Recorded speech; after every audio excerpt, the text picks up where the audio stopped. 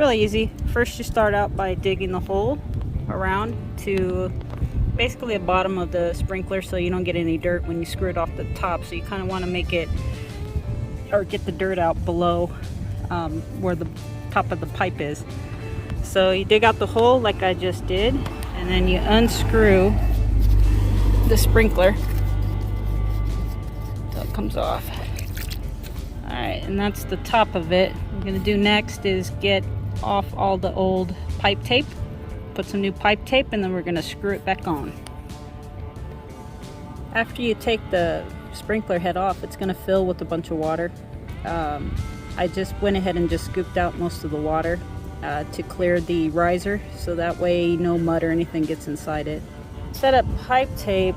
I thought I would try this pipe thread sealant and see if it works. If it ends up leaking later, I'll just put pipe tape on it.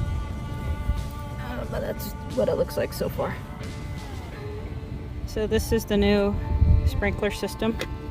So threaded ends. It'll work on a 1/2-inch pipe or a 3/4. So all we're gonna do is just put it on here and then screw it on until it becomes pretty much tight.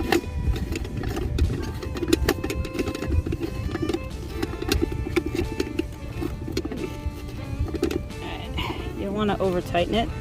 To adjust it, you'll have to do it when it's on, but those little levers there, right there, those will you move around to get it to you spray where you want it to spray.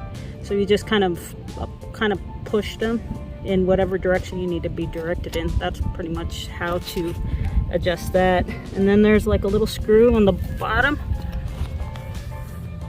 right there. Kind of see, like